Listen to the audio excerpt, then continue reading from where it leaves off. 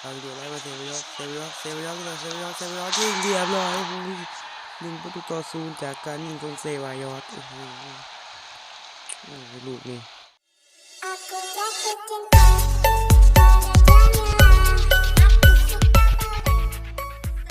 สบายดีเนาะวันนี้มาเจอกับแม็กเอฟซีเก่านะวันนี้มุ่งยิงลายนะวันนี้ไม่ได้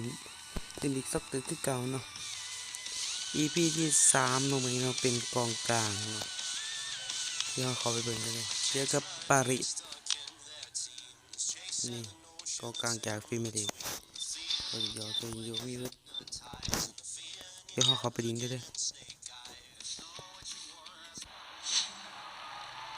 ดูที่สนามของปารีสเพื่อสนามใครวะซูปารีสตะบุกไปเลยครับปารีสไล่บ้านก่อนให้ดีเนมาอุ้ยหยาดตัวไหนเว้ยโอ้คือหยาดตัวซาเนมาเตะกองเตะอ้องใจพระสิว่าไอ้เหี้ยโอ้ยติดเซฟไปซะฟาวิโยออกทางซ้ายเซวายอสไล่มาสิว่าซาเนฟาวิโยต้องยิงเลยอุ้ยเขามือดีกว่าเตะยาวขึ้นมา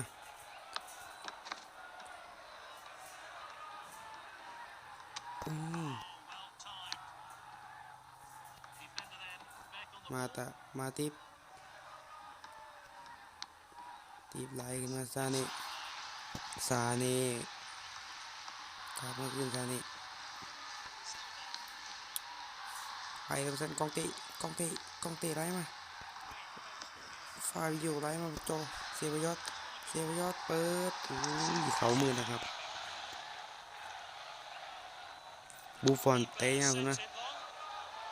มงก็ไปขึ้นมาสันโอซิลซิลวาไหลมาจอจิโยว่างมาตอนนี้ยิงสวนได้ประสันเซวายอสออกไปไกลได้ประสันบูฟอนเตะขึ้นมาเปิดมาจะมานี่ติดเซวายอสดึงอยู่ซิวาจอจินโยกลับขึ้นมาจอจินโยว่าจะไล่เขากลางเขาฟาวิโยยิงเหลือไปซะนิดเดียวซะไก่สิเบิร์ดเวลาเลยทด2 นาทีเปิดมาเดมปาดีได้บ้านซะเสียบ้านแล้วเบิร์ดเวลาก่อนต่อเลยซะจอจินโยฟาวิโยซาเนจอจินโยนะนี่จอจินโยวิ่งไปเขาวางจอจินโยยิงเลยวุดน้อยเดียวเถอะจอจินโยแต่ว่านี่บ่มีไฟมาเอาเนาะมีไฟแลนเขาบานพ่อคนจอจินโยสัตว์ไก่เบิ่ง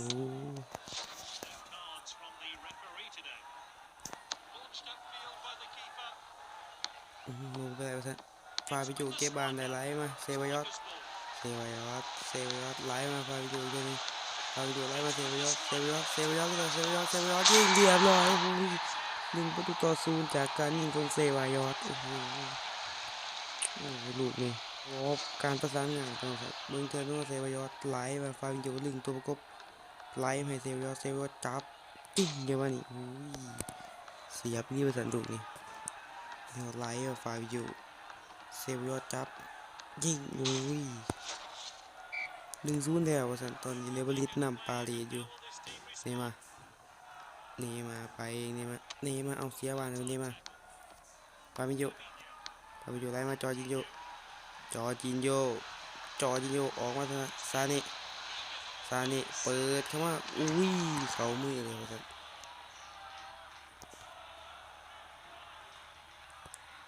บ บูฟอนเตะยาวขึ้นมาโอ้ก็ไปขึ้นมาซานี่ฟาบินโยจอจินโยไปแล้วจอจินโยด้วยดิจอจินโยยิงยัดเลยติดโอ้เฟบขึ้นมาเตะมุมเอง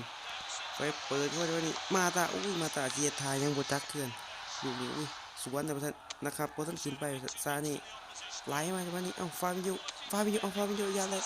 ฟาบินโยยิงฟาบินโยเบิ่งเตือนนึงจ่ายมาฟาบินโยจังหวะนี้ล็อกก็ขึ้นมาฟาบินโยแล้วว่าเลยยิงจังหวะนี้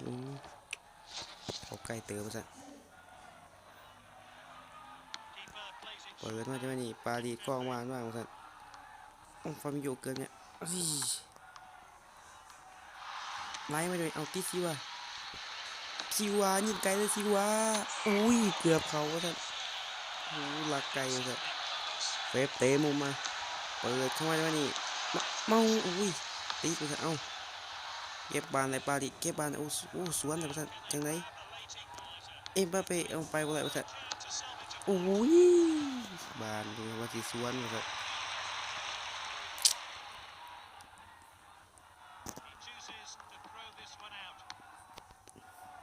นี่มาซินว่าปาลีกองบ้านสวนเลยท่านเซเบยอสไอ้วะเซเบยอสยิงไวพวกท่านซินว่านี่เป็นบ้านเขาหายมาท่านตัวนี้ฟาบิโยยิงใช่ไหมนี่2-0ได้ท่านฟาบิโยยิงแล้วท่านดึงเตือนเนาะเป็นความขยันของฝั่งก็ซินว่าจ่ายมาฟาบิโยจับยิงเข้าแหลกท่านฟาบิโยเถื่อให้ว่านว่าจะไม่ฟาบิโยจับถึงจังว่าหลากมันยิงเข้าไปว่าท่าน2-0เลยว่าท่าน